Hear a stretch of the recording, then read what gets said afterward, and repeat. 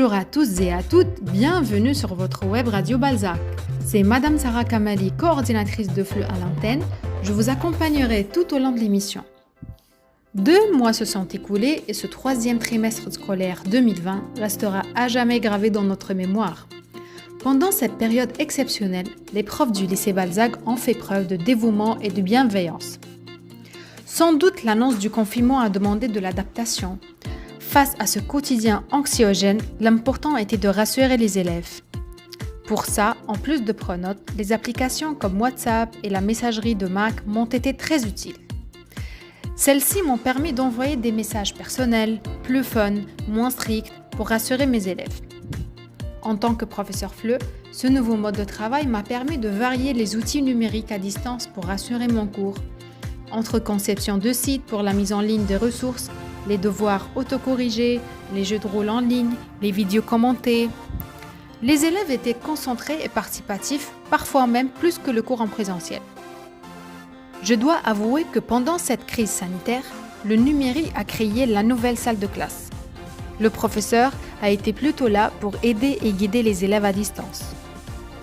Le meilleur avantage acquis grâce à ce nouveau mode d'enseignement est que les élèves ont appris une méthodologie très importante, celle de devenir autonome et de s'organiser différemment. Ne voulant pas être trop longue, je vous laisse tout de suite avec les témoignages de nos collègues confinés, Monsieur Datsi, professeur de physique-chimie, Madame Nourildine, professeure et documentaliste au CDI, Madame Lanfray, professeure d'histoire-géo, et Monsieur Bousman, professeur de français, qui vont faire part de leur vécu durant la continuité pédagogique.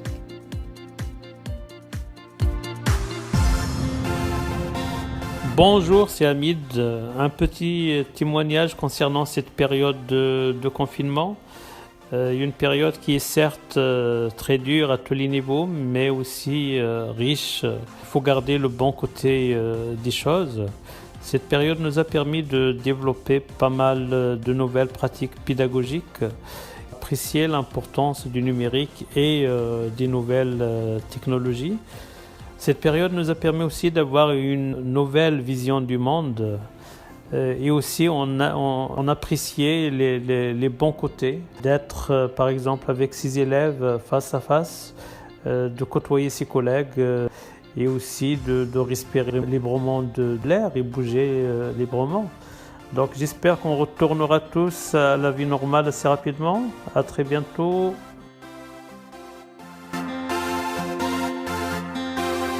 Bonjour à tous, je suis Madame Nourildine, professeure documentaliste CDI. Avant le confinement, j'avais un quotidien à la fois régulier et rigoureux, comme tout le monde.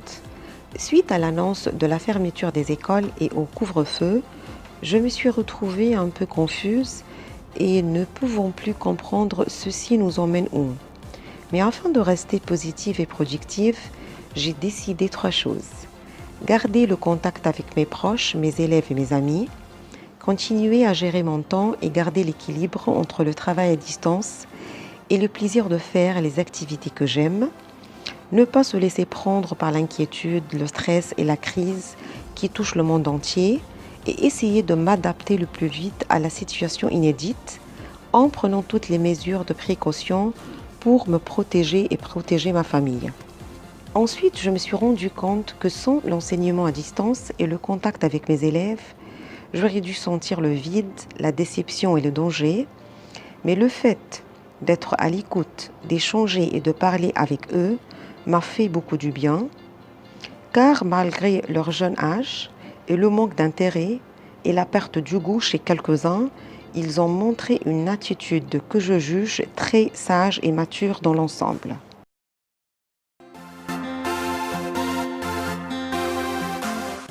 Céline Lanfray, professeure d'histoire-géographie au collège et au lycée de Balzac. Donc la première chose, c'est que je pense que la mise en place de la continuité pédagogique a été un véritable défi pour tous les enseignants de Balzac et tous les enseignants en général. Il a fallu être très réactif, agir très vite, se concerter avec les collègues pour trouver des outils communs qui soient efficaces. On a dû tous ajuster nos pratiques car enseigner face aux élèves et à travers un écran, ce sont des choses qui sont très différentes. Personnellement, je trouve que ça a été très formateur. J'ai découvert de nouvelles façons de faire la classe. J'ai utilisé davantage de ressources et d'outils numériques et j'ai davantage valorisé le travail des élèves à l'oral par le biais de petits exposés. J'ai aussi eu l'impression d'être plus efficace dans la réponse aux besoins de chaque élève quand on s'échangeait des mails autour d'une production écrite individuelle. Mais parmi toutes ces bonnes choses, je retiens quand même quelques points négatifs parallèlement à ces bonnes choses. Je trouve qu'il est par exemple très difficile de faire produire des croquis en géographie à distance. C'est pas facile du tout, surtout pour des petits. J'ai eu beaucoup de difficultés avec mes cinquièmes et récemment j'ai également pu constater une lassitude de la part des élèves depuis quelques semaines déjà. Je crois qu'il est temps que les vacances arrivent.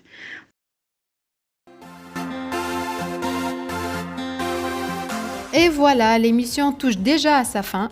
Merci de nous avoir suivis sur notre web radio Balzac. À bientôt pour une prochaine émission. Restons chez nous, protégeons les autres. À bientôt.